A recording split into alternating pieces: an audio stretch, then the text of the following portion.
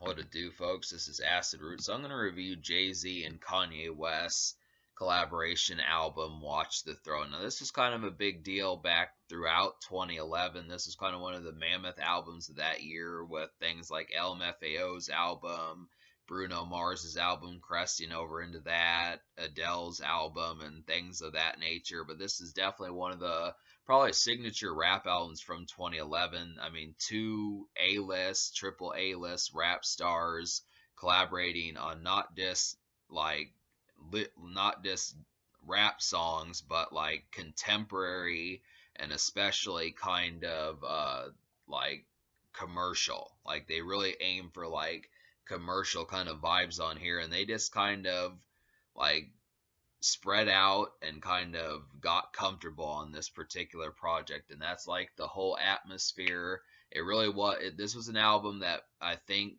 was probably a Grammy album. I don't know if it won, but it seemed like this was a Grammy nominated album. And this is kind of one, when you think of rap from like the early 2010s, this is one of the noteworthy ones. Now, the real truth about it, I don't feel like this album is a classic, but I will tell you the songs that I did enjoy on here I like more than some albums that I gave like a higher score. Like an album that I gave a 7 out of 10, there's some songs on this project that I like more than that album, despite the fact that I gave this album a lower score. And that's just kind of the concept. It's odd how that kind of happened, but there's some really exceptional songs on here that really break the mold, but it's just not a classic album. I feel like it's very much a pick and choose. It has some great moments, but somehow it's just odd that the fact that this album was not like a 5-star album. I mean, I definitely feel like in emphasis, impact, and promotion, it had exceptional kind of claims towards it, but it just did not quite get to the point. I mean, it's just something that was talked about, and it did last. That's another thing about it, is it had collectability. This was an album that was being talked about in 2012. It had a lot of staying power and kind of like afterthought that gave it some popularity well into 2012, but um yeah, it just somehow the reception was not up to like normal Jay-Z or Kanye West snuff. So that's kind of the situation, but it is good. I mean, that's the thing, is it's at least solid, but there's some moments on here that don't quite add up to that I'll talk about. But there were 7 singles on this project, so that's really the thing. A lot of promotion, a lot of stuff to talk about out of the 16 songs on here. First single was Ham. This song is very much like an introductory club song, just an immediate kind of 2010s club bop. I definitely feel like this is, apart from Niggas in Paris, this is probably the most executed one that just is strictly for a night venue and stepping out on the weekend and that type stuff. I would definitely kind of say just places where you're going to hear music. I mean, maybe not, like this is a little bit more, like there is some sophistication to this record that we're going to get into. This is not just go into like a dance club and seeing twerking kind of stuff. This is very much where you might be in a tuxedo or a suit someplace where you dress up to party also. But I kind of look at that concept where it just has a lot more dress to impress kind of flashiness towards it, which I do like. I do want more albums like this, but a lot of times when the sophistication creeps in, they kind of abandon stepping out and stuff. But Jay-Z in his 40s stepping out in like the club and doing that sort of thing on a song like Ham throughout, and a couple other songs throughout 2011, is encouraging just because he does it well. I mean, I also have to add on a side note that these are some of the most contemporary songs I've seen Jay-Z on since the early 2000s. I mean, he did step out on like Kingdom Come and American Gangster, but these are truly like down the ground level club bops in a lot of ways. These are ones that you could hear and you just would notice. And it's just like, I mean, these were very much tempered around and stuff and showcased around. But I did not like the second single, Otis. I really kind of hated the sample on this song. It just was bad, and it just was grating to the ears and was not very melodic to listen to. And I barely could want to manage to listen to the song just because the production was so bad on there. It's not really a song I recommend. This is kind of where I talk about some of this. I mean, they do this sometimes. I just don't know why, after making a song like Ham or Niggas in Paris or No Church in the Wild, that they would make a song like Otis. I mean, if at best I would feel like this would be like a real kind of middle of nowhere in Texas saloon kind of song, but I just can't see it for very much of anything else beyond like a saloon or something, or some woozy bar. But Liftoff was the third single. This has Beyonce on there, and this is another disappointment. I just felt like it was a little bit too triumphant and had too much bravado. I really couldn't get into the production. It just really felt like some kind of get up and go type song that maybe had too much hustle type vibes towards it. I mean, I'm glad that Beyonce was on here, but it just felt kind of cheesy in a lot of ways. This is one of Beyonce's cheesier hooks. I mean, I could see this probably being played at like a basketball game back in the day or something, but that's about the only real place I would really see the emphasis behind wanting to listen to this song. It's just very infrequent, and it's just not a song I enjoyed. And the fourth single is Niggas in Paris. This is an excellent song. This is probably one of the best songs on the album. And on Spotify, this album got over 1 billion hits. So that's definitely good. It's an outstanding song. And originally, I felt like a song like I'm on One by DJ Khaled was the better song, but I'm starting to understand that this song is pretty excellent. This is definitely a song that you can hear in Paris if you make your way out there. This is a definite kind of club bop for like international travel and stuff.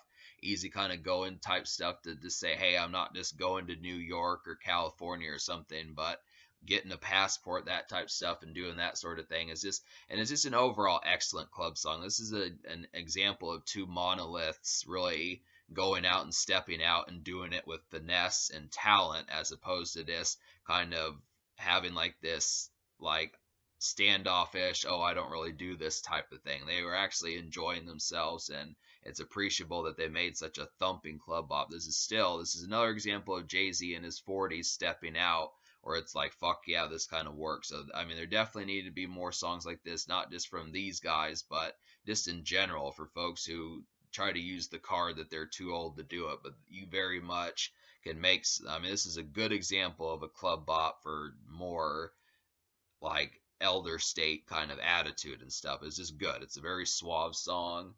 And like, why I didn't like the fifth single, Why I Love You. I mean, I kind of felt like I could almost hear this at a night venue or something. It did have a nice chorus, I think by like I think it's like, yeah, Mr. Hudson, who was also on Jay-Z's The Blueprint 3. I mean, he's pretty good at doing those kind of choruses, but they're just, the production was so lousy apart from like the hook. There just was not a lot to really get into here. It just kind of felt like an over dramatic kind of song, kind of like Liftoff was, that I couldn't really get into the execution of it. I mean, like in some case, we'll talk about the lyrics in a little bit, but this was just not, I feel like if it would have had that hook and not been this dramatic like a topic, I probably would have liked what Mr. Hudson, Jay-Z, and Kanye West were trying to do. But just, wrong kind of energy for the song.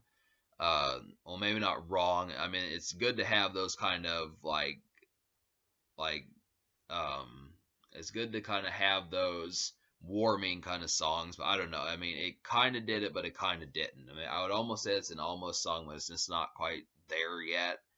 And Gotta Have It is a good one. This is the sixth single. I like the sample on here. I mean, it can get annoying if you're not used to it, but this is kind of the oddest song because this song kind of feels Middle Eastern and something like that. This feels like a song that you'd hear at a head shop or like a hookah bar or something like that, some one of those type places. And there's a couple more like a hotel room or some place in like a college dorm to some place like that. It's kind of, it just feels like a song that's just social but not overtly social. It's not like dance floor, dance club, nightclub kind of stuff, but it is kind of where there still might be people kind of thing, where it's just toned down like 2 or 3 notches, but it still does have, it's not just you at your house alone or just with your girl or something like that, but it is kind of has like a social vibe of just kind of mildly connecting with people, which I like. I definitely feel like I said, going to a hookah bar and hanging out there, or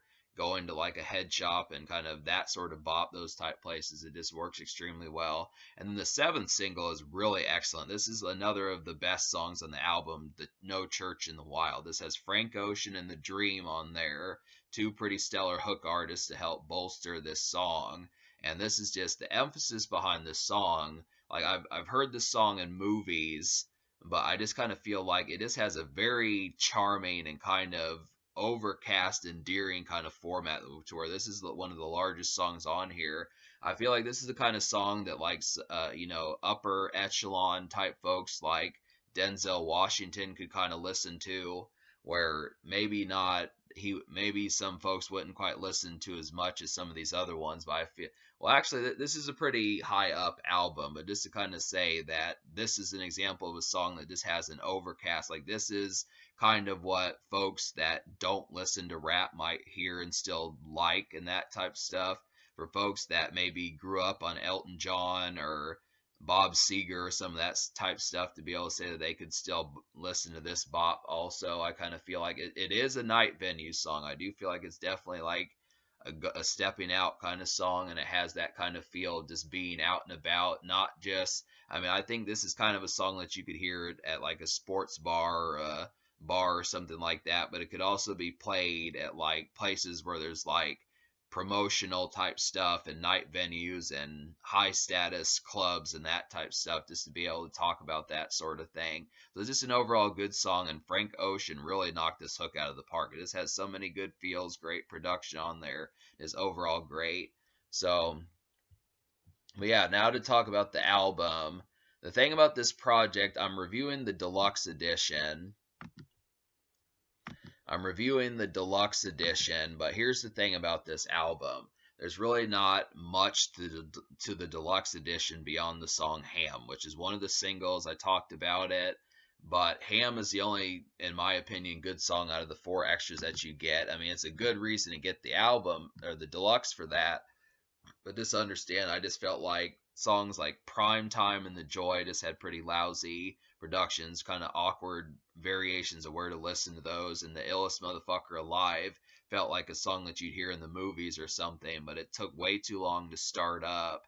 And I can't see too many times where I can't think of too many times where I would go about and have the concept of listening to it. But Ham was excellent if you do want to get the deluxe just for one out of the four songs, or if you do find some more. But the thing about this album in terms of lyrics is just the fact that it is not like a Wu-Tang, Nas, or Kendrick Lamar type project where they actually are trying to lyrically whoop your ass with that type stuff. It's not music to be murdered by, I guess you could say, in like the Eminem sense. But it does have pretty much like a mastery of like understanding how to do a rap single. Like, this was, I think they knew that this was going to be one of the biggest albums of the year and possibly the decade. So they just completely tempered like the execution of how they say their lyrics, where they're kept basic. They have a lot of punchlines in there, and they don't try to do like super wordplay. It's just very like Jay-Z, who doesn't write his verses and like normally is touted as one of the premier lyricists in rap, really doesn't have like the sheer eviscerating type bars, but it's still fun to listen to. It's just kept simple, rhyming like one syllable, two syllable words most of the time, but it is pretty damn good. And it's just the concept of keeping it plain Jane, keeping it easy, but then still having effectiveness and kind of getting you roped up and tripped up and stuff. It's just, I mean, Kanye does it too. They both have the ability to kind of do that. And this, especially on songs like Niggas in Paris, uh, No Church in the Wild, That's My Bitch. Some of these are just packed to the gills with this like contemporary feels that really kind of showcase that it's just more about having a good time more so than being like a classic rap album, which I give them credit because, like I said, the good songs on here are better than some songs I've scored higher, but that's just, or albums I've scored higher. So that's just kind of the thing. So, but I'm going to go ahead and show you the songs I recommend. So out of 16 songs, I wound up liking 7. So those 7 songs that I recommend to you would be Niggas in Paris, Gotta Have It, That's My Bitch, Welcome to the Jungle, Who Gon' Stop Me, and No Church in the Wild. That's 6 on the standard edition, and then the 7th extra song out of 16 plus in the deluxe is Ham. So the songs that I haven't talked about, The other songs I haven't talked about. I mean, I really didn't like that many singles out of the seven. So the other songs would be "That's My Bitch," "Welcome to the Jumble," or "That's My Bitch," "Welcome to the Jungle," "Who Gon' Stop Me." Yeah, "That's My Bitch," "Welcome to the Jungle," "Who Gon' Stop Me." So those are the extra songs. All of these really maintain like a lot of kind of. I picked songs that had like a lot of night venue type angles that are especially accentuated for the weekend. Maybe they don't have the sheer velocity of "Niggas in Paris," but "That's My Bitch" is a really effective kind of flirty club bop that just works extremely well and just has like an excellent kind of synth electronic type beat in there. This is another song I was surprised to hear Jay Z on because this is some of his most contemporary vibes. He typically does not do stuff like this, and it's also refreshing to have Kanye West do this type of stuff. I mean, Kanye, these are some of his like I mean best songs in terms of like, and for the most part, prior to this, he kind of did more backpacker, but none of this feels backpacker. I mean, Wikipedia kind of said that this album is slightly progressive, but they kept it just in the concept of just stepping out and flashiness. They were very much flossing on this project, and that's kind of the thing. So I feel like songs like "That's My Bitch," "Niggas in Paris," "Gotta Have It," "Welcome to the Jungle," "No Church in the Wild." I mean, even "Who Gon' Stop Me," and even a song I didn't enjoy as much, like uh, oh yeah, "Why I Love You." Even a song like another song like "Why I Love You." I mean, some of these really have like a night venue sense that are just excellent in kind of some of these have a night venue since they're just excellent. I mean, because this is the most that Kanye stepped out. He wasn't stepping out like this that much on Late Registration or Graduation or 808s and Heartbreak.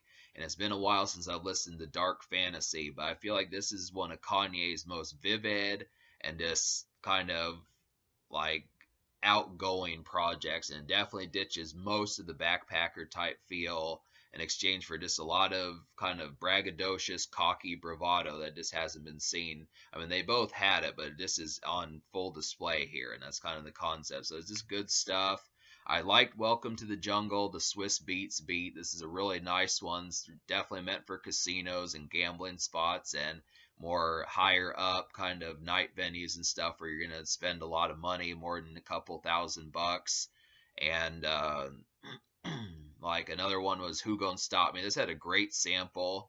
Like I Can't Stop. I don't really know too well who did that song, but that's a great sample for what it was for like the first few minutes. There are a couple songs like "Niggas in Paris" and "Who Gon' Stop Me" kind of switch the beat midway, but they kind of cross over into like some EDM electronic type stuff that works extremely well. It kind of gets you going crazy. So it's just kind of lots of good moments to be able to say like that. So this a lot of good stuff, but still me liking 7 out of 16. I'm still going to give this album a 5 out of 10. I mean, I feel like I want to give it a higher score, but there's just not enough songs to really warrant giving it that higher score. I mean, I say that just it's not the songs are bad. It's just the fact that in terms of the whole album package, there's just not enough moments on here that really scream like classic project. I mean, I still feel like you should get this project just because these songs are exceptional, but there's no like it's just not a banger after 7, 8, 9, 10 banger type thing, especially on the deluxe. So like a few of these, just to kind of cap this off, I feel like some of these like "Made in America," "New Day," Otis, and Liftoff, and some of these "Murder to Excellence." I mean, a lot of these just have kind of cumbersome production where they're when they don't step out, it just kind of has an awkward vibe just because I feel like it doesn't really have as much captivation. It just, I mean, collaboration albums are tricky to do when you don't have like a certain kind of like more contemporary type feel towards it because having two folks do introspective stuff. I mean, Kanye can kind of do it, Jay-Z can kind of do it, but these just didn't come off a lot of these as interesting as they probably might have been. Like Liftoff was not introspective, but just some of these really didn't have the right ornateness. I felt like definitely, I mean, I know they probably didn't want to make just an album strictly of Friday music, but some of the more trying to patch things together and kind of make it more wholesome. This, kind of snagged it just because they were just not. I mean, Eminem when he does this type stuff and 50 Cent when he does this type stuff, they come off as more interesting. 50 Cent making a song like Many Men, Eminem making a song like Cleaning Out My Closet or Kim or something like that. But these just, I mean, I felt like the ruminating type stuff just didn't quite touch over as well as it needed to, especially in terms of like the production. So 5 out of 10. The social score, I'm gonna go over this again to see how many songs out of 7 I liked, and especially on that kind of vibe. I like 4 out of 7 of the singles, and in terms, there are a lot of stepping out songs. I do feel I do feel like Liftoff could probably be played at NBA games back in the day, and I do feel like Why I Love You is a slight venue stuff, just despite the kind of the hamminess, but yeah, I would say Niggas in Paris, Gotta Have It, Welcome to the Jungle, That's My Bitch, Who Gon' Stop Me, Lift Off, No Church in the Wild, Why I Love You, Ham.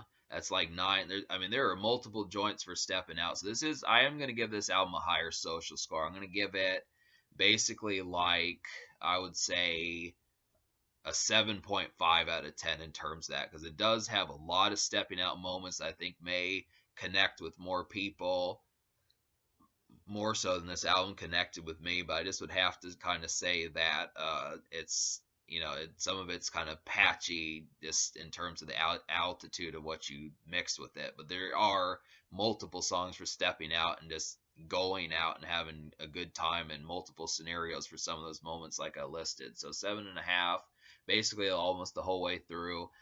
Can this record be top? For the most part, yeah, but it did do a damn well good job, and it's definitely pretty much the presentation of it was pretty high executed. Just it's a talked about, it's a word of mouth type album that deserves its praise and does have the gems on there. But when you get into the meat of saying, is it as good as Jay-Z's The Blueprint or Kanye West's College Dropout? Probably not. I mean, but it does have contemporary gems, and this is more than Jay-Z has stepped out in a long time, and some of Kanye's better songs that he's done, and it's just a different angle for him, as far as for the most part him kind of picking more kind of like backpacker type vibes and more like inward kind of songs in that, at least up to 808s and Heartbreak. I mean, once again, it's been a while for Dark Fantasy, but from what I saw on that, this is Kanye's most contemporary in a while. And this is probably one of his most recent, apart from Cruel Summer, one of his most recent hit albums. Where, I mean, he does have some other ones, but this is some recent stuff that's Kanye just completely in his prime doing hit after hit. So the future, like they've touted like they were going to do a Watch the Throne 2. I'm not so sure it's going to happen, but I do feel like this is still worth picking up, and it's a good kind of Jay-Z album, Kanye West album also, to where you get an album from both these guys in the same regard and be able to say that it works. So yeah.